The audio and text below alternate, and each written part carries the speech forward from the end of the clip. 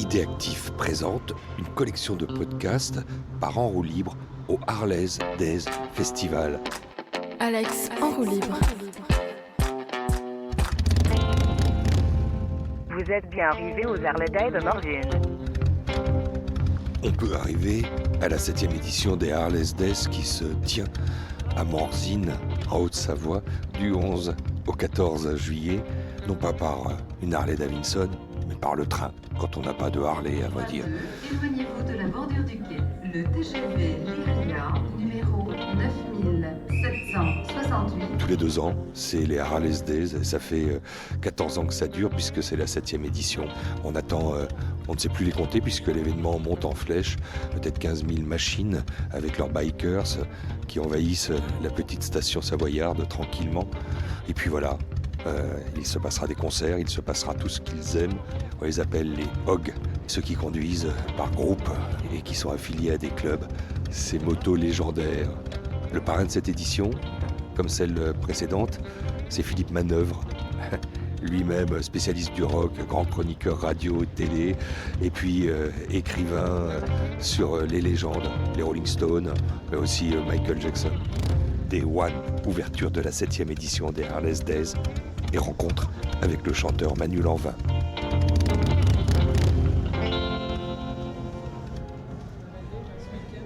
Je vous interromps 10 secondes, juste parce qu'on est aux prémices, ça n'a pas encore commencé. Déjà, vous tenez madame par la main, il y a un côté festif, on est à la montagne. On attend les concerts. Ouais. On s'interrogeait sur ce qui passait ce soir aussi. Ce soir, vous êtes dans du rock, du vrai, du pur, du On va dur, pouvoir danser alors.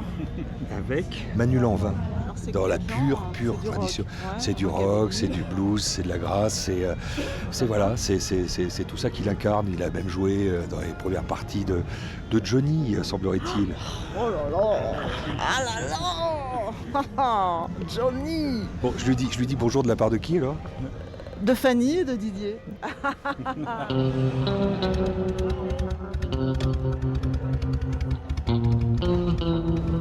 Parce qu'il y a quand même, Eric, un parfum de prémisse, là, non? Ah bah ça commence doucement mais sûrement, ça monte et plus ça va passer, plus ça va monter. Le bruit, le monde. Donc nous on descend là par l'ascenseur parce que les voitures sont bien au frais. Et puis tout est en train de s'organiser. Les gens arrivent petit à petit. Et c'est peut-être même les seuls moments de calme. Bon, il y aura peut-être les petits matins. Ici c'est joli aussi. Le matin avant 10h. Après le bruit des Harley reprend le dessus. Voilà. Et ce bruit mythique, ce bruit pas normal. J'ai pas dit paranormal, mais ce Alors bruit. ici le bruit est normal. Voilà. C'est la nuance. Ailleurs il n'est pas normal, ici il est normal. Allez, on va faire cette plongée dans le vacarme populaire.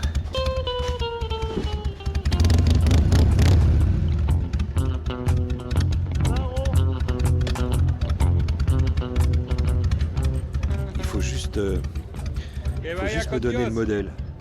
C'est un 883 de chez Harley de 2006 à Carbu. Vous l'avez acquise quand? Il y a 2 ans, Côte d'Azur. C'était un rêve? Bah, ça fait 9 ans que j'ai un permis moto et ça fait 9 ans que je suis en Harley et c'est toujours un rêve chaque jour. On la met en marche? Allez. Est-ce qu'on lui donne un surnom? Moi je l'appelle Miss Gold parce qu'elle est toute dorée et bronze, mais ouais, c'est ma petite Miss Gold, on va dire. Donc on décrit, vous avez un masque. Ouais, je suis en Skull parce que c'est mon surnom dans mon club. On m'appelle toujours Skull, j'adore les crânes. Waouh, donc en face de moi j'ai la mort qui chevauche cet objet de légende. Et ouais, tout à fait. On démarre, hein.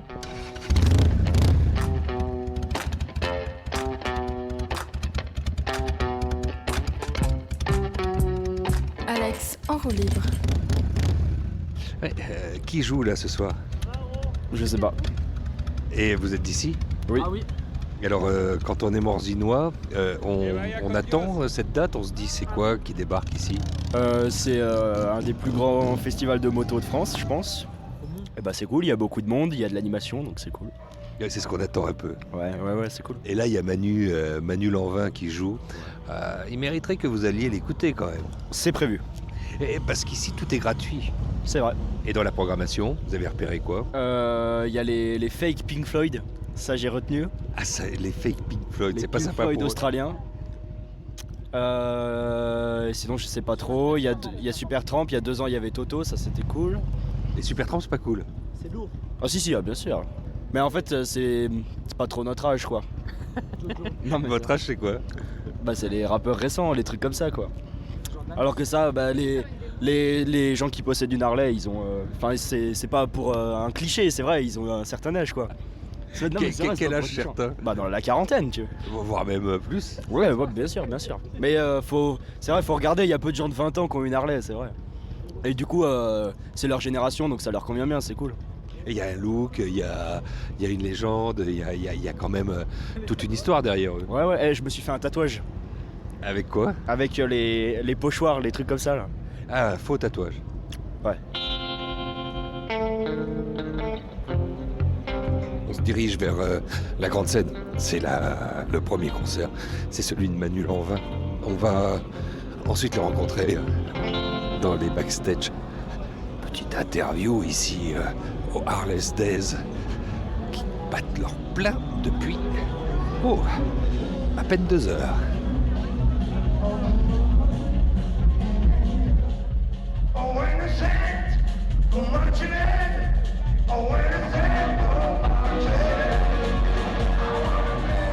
Où nous se trouvons backstage à Morzine pour les Harley Days avec le Rockbox symphonique Explosion qui consiste en une fanfare qui s'appelle Rockbox accompagnée de 35 musiciens classiques pour revisiter les gros standards des années 70. Je vais rejoindre celui qui a ouvert les festivités ici, Manu Lanvin. Un mot sur Manu Lanvin. On avait eu l'occasion de le rencontrer dans un festival à Véronique qui s'appelle Lax and Blues. Très bon chanteur, guitariste, il fait des superbes compos et voilà, il a fait son propre nom et déjà c'est beaucoup parce que c'était pas facile et pour lui. Et là franchement rien à dire, très bien, rien à dire. Qui vient de me parler? Il joue un petit peu fort quand même. C'est le diable qui parle. Ouais, là, il joue un petit peu fort quand même. Je lui conseillerais de faire attention si son ampli risque d'exploser. Mais bon, voilà.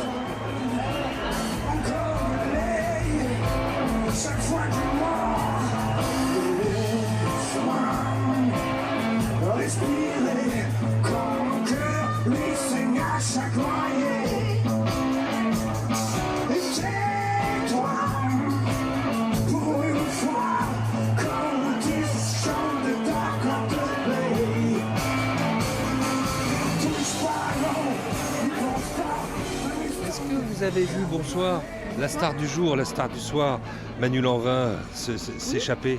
Oui. Il est atterri où? Dans sa loge, Sa loge est où? derrière là-bas. Ah, vous m'y guidez? Vous avez le droit d'y aller? Ah, il m'attend. Vous leur avez fait quoi à manger?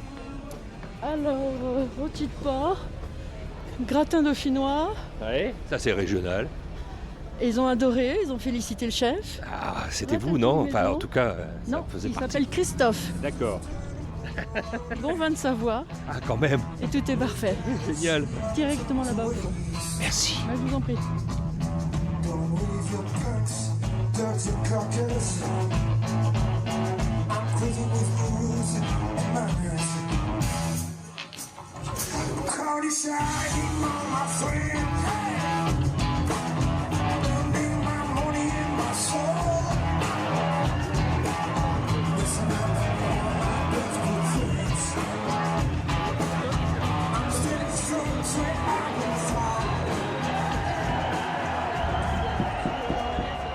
Bonjour. Je vous dérange pas trop, Manu? C'est toujours un moment particulier comme ça d'arriver après le bain de foule, après avoir tout donné, comme on dit en flamenco. T'aurais pu ramener quelques gonzesses quand même en loge. J'aurais pu commencer par vous dire la même chose. C'est vrai, C'est pas moi la star. Ouais, c'est vrai que les groupes de rock'n'roll, t'as vu, c'est plus du tout la même chose qu'avant. T'as vu, il y a de l'eau minérale, des Kinder. Il exagère, il y a quand même, je montre ça aux autres musiciens, des bouteilles de vin de Savoie. C'est vrai, mais ça, c'est un petit encas, on va dire. En cas où on est encore la force, où on est encore en vie, peut-être c'est une des clés de la scène. On donne envie, on donne la vie. Je pense que si on donne pas un peu d'amour, si on leur donne pas quelque chose de positif aux gens, c'est dur de recevoir ça en retour. C'est une histoire de communion. Je pense que la musique, c'est le seul moment où on met notre ego de côté. Il n'y a plus nos problèmes personnels, même des problèmes souvent douloureux, la santé, le boulot, les factures qui s'entassent, notre gonzesse, notre mec. Il n'y a plus ça. À un moment donné, il y a un truc, on est là juste tous ensemble pour communier sur quelque chose de positif. C'est un truc vibratoire, la musique, comme ça. Et c'est ce qu'il y a de magique. Moi, j'ai choisi ce métier-là parce que pour moi, c'est une mission. Ma mission sur scène, c'est de rendre les gens heureux. S'ils sont heureux, moi, je suis heureux. C'est aussi simple que ça. Le deal est simple. Sauf que, par exemple, quand il se passe ce qu'il s'est passé au Bataclan, le deal ne devient plus du tout simple. Le deal, à un moment donné, vous vous dites, Manu Lanvin, pas possible ça. Ce que je vois, Dieu s'est invité là, je serai donc le diable. Exactement, tu as tout compris. C'est pour ça que je me suis fait tatouer le diable d'ailleurs dans le dos comme ça. J'ai su finalement faire du rock'n'roll, du blues, ça dérange, des courants religieux. Mais il n'y a pas que l'islam, certains courants extrémismes de l'islam, parce que l'islam n'est pas du tout comme ça. Le Coran est très musical, moi qui vis une partie de ma vie, une partie de mon temps à Marrakech. Il n'y a pas plus musical que les muezzins qui chantent et qui font l'appel à la prière. Mais rappelons-nous, sans parler de ça, dans les années 50 et tout ça aux États-Unis, on ne pouvait pas faire de rock'n'roll. Ray Charles était interdit de jouer dans certains États parce qu'il reprenait des chants gospel, il en faisait des chansons d'amour. Voilà, tout ce côté un peu naze des gens, cet esprit un peu renfermé et totalement con, moi, me dérange. Enfin, me dérange, pas plus que ça. Je vais continuer ma lutte et prouver que la musique a des vertus thérapeutiques pour les gens, et ça, je le sais. Combien de gens viennent me voir à la fin du concert de temps en temps et disent « Manu, bon, tu sais quoi, il m'arrive une tuile en ce moment, j'ai un petit truc pas très bien dans le corps et tout. » Bah, tu vois, pendant 3 heures de temps, moi, j'ai oublié que j'étais malade. C'est les plus belles choses qu'on puisse me donner comme témoignage. Donc je sais que moi je suis dans l'amour, dans le vrai. Et d'ailleurs je ne crois pas moi à cette histoire. Moi je pense qu'on est sur Terre que de passage et que le jour où on ferme les yeux, eh ben, on donne la place à d'autres. Et c'est comme ça. Et il ne faut pas s'en inquiéter. Je comprends que les gens ont peur. Mais en tout cas pendant qu'on a envie, faisons-nous du bien tous ensemble. Voilà, c'est tout ce que j'ai envie de dire. Ils disent que je suis le diable quand je branche ma guitare, que ma musique est noire quand le jour devient soir. Ils disent que je suis l'orage lorsque je pleure le monde, l'amour et ses déboires, et que ma pluie fait rage. Il sait chanter le diable. Donc on convoque le diable pour que tout à coup celui-ci fasse du bien. Donc on joue avec lui. Ouais, bien évidemment, c'est un pied-de-nez, je suis pas le diable, mais comme ça on nous montre du doigt comme un pestiféré. Puis après c'est des choses un peu personnelles, toute ma jeunesse, comme ça, avec le fils d'eux, et ainsi de suite. J'avais un visage un peu clean quand j'étais jeune. Tu vois, toujours. Arrête. Non, j'ai pris de l'âge, j'ai pris de la bouteille. Mais tu vois, donc on me regardait comme ça. J'étais le mec qu'on regardait. J'étais un enfant assez seul, assez isolé. Et j'avais l'impression comme ça, d'être vraiment une sorte de pestiféré. Mes parents déménageaient beaucoup, parents artistes. Donc chaque année, j'allais dans des écoles différentes. J'ai choisi le nouveau. Il n'y a pas pire que le nouveau dans une école, tu sais. Le nouveau, on le montre du doigt, quoi. C'est l'étranger, tu vois. Il vient déranger un peu l'harmonie naturelle des choses. Et j'ai vécu ça toute ma jeunesse. Puis après, je l'ai revu ailleurs, dans les maisons de disques aussi. On me disait, mais je comprends pas où tu veux en venir, tout ça. Donc finalement, ce costard du mal-aimé, je l'ai eu pendant très longtemps. Et le jour où j'ai dit, bon, ok, j'accepte. J'accepte d'être ce mec étrange à qui on dit va des rétro Satanas. Et j'ai décidé de m'appeler le diable. Ce diable ne tue pas, ne fait ni bien ni mal. Il connaît la mesure à ceux qui n'en ont pas. Ce diable redonne espoir à ceux qui broient du noir. 3 accords, quelques phrases, une trêve dans le marasme. Le diable qui n'était pas votre père, Gérard, donc très cher Manu, il pensait quoi? Comment il essayait de démêler cette pelote? Ok, d'accord, je suis pas psy, mais néanmoins, ça aurait pu passer par un dialogue direct et puis changer de nom. Enfin, prendre un pseudo, prendre un nom d'emprunt. Ma mère a pleuré le jour où je me suis fait tatouer le diable dans le dos. Elle l'a appris, elle m'a dit, moi qui t'ai fait dans l'amour et tout ça. Mais je dis, mais ça va, le diable, regarde, il est dans mon dos, il est derrière moi. Moi, je pense qu'il faut rester très près de ses ennemis. Je pense qu'on a tous le diable en nous. Et moi, je ne suis pas le diable, c'est pas moi. Mais il existe, il est quelque part. J'ai une partie obscure. Et je pense que c'est important de rester près de sa partie obscure, de la comprendre. Tu parlais, on ne va pas faire de psychanalyse. Je pense que ceux qui ne rejettent totalement les dérives, nos dérives, la passion amoureuse, le sexe, l'alcool, la drogue, tout ça. C'est ceux qui me font peur, parce que c'est ceux qui un jour prennent un calibre et dessoutent tout le monde dans la rue sur un coup de passion justement qu'ils n'arrivent pas à gérer. Et il faut explorer sa passion, c'est son plaisir. Il faut explorer tout ça. Après, il faut faire la synthèse et trouver un juste équilibre et faire en sorte de bien vivre avec les autres.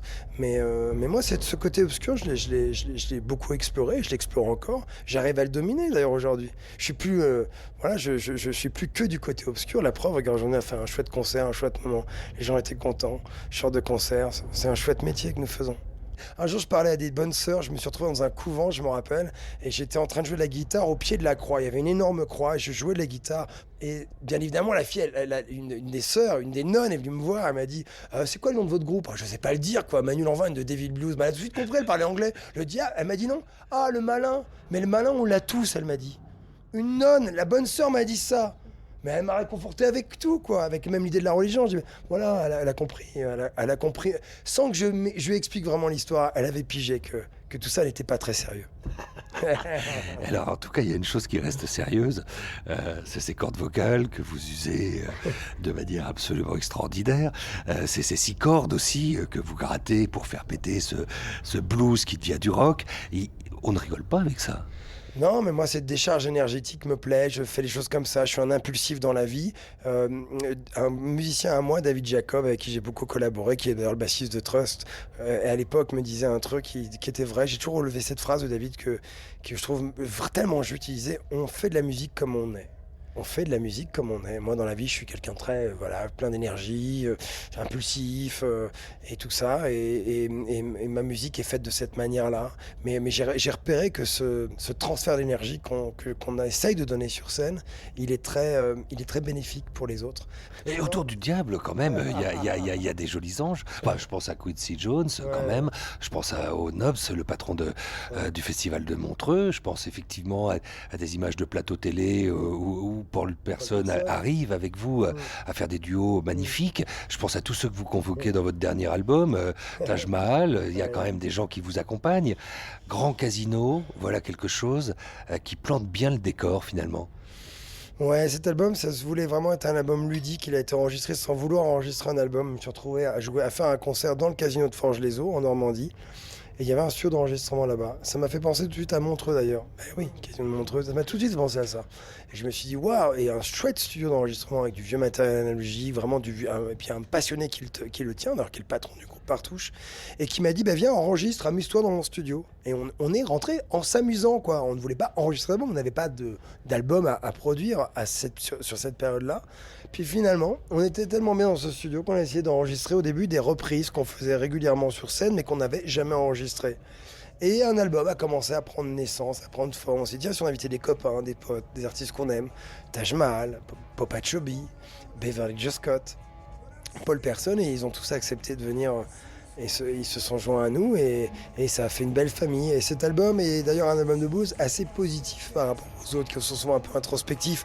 C'est un album très ludique, très accessible d'ailleurs. J'ai voulu faire un truc accessible. C'est pour ça que je me suis collé d'ailleurs à reprendre des grands classiques du rock, Highway to Hell, Satisfaction. Il ne s'agissait pas pour moi de refaire la même chose que les originaux parce que j'en n'aurais jamais pu le faire avec autant de talent que les artistes qui ont composé ces titres-là. Mais l'idée pour moi, c'était de les faire à la manière du David Blues. Voilà le sujet un peu du nouvel album.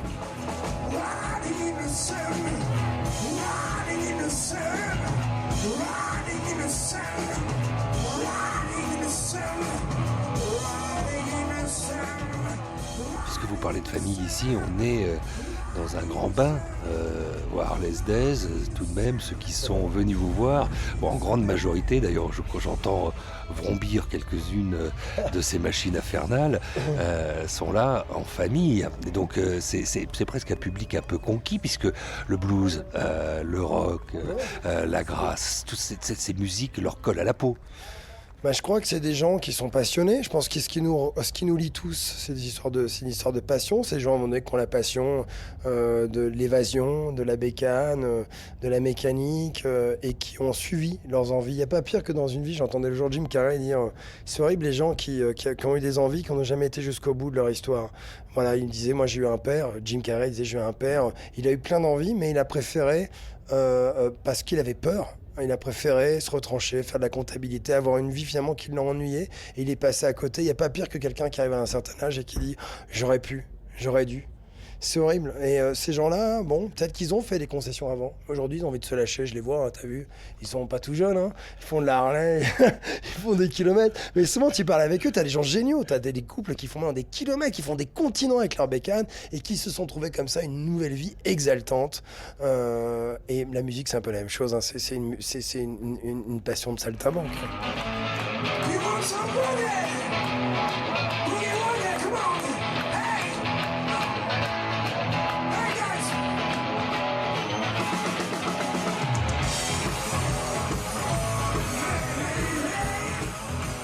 Il y a un truc qui me ferait vraiment plaisir pour qu'on se quitte, quelques a cappella, juste un refrain. A little something you got makes the world go round. A little something you got makes me bring home my pay. A little something you got. You wanna oh, I say mama, oh, I love you so. Pum, pum, pum. Wonderful. Thank you. De rien. Alex en roue libre.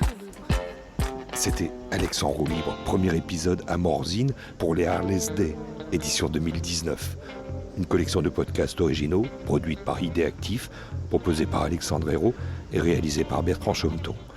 Une série à retrouver sur toutes les bonnes applications de podcasts, de Apple à Spotify, à liker et partager si vous avez aimé.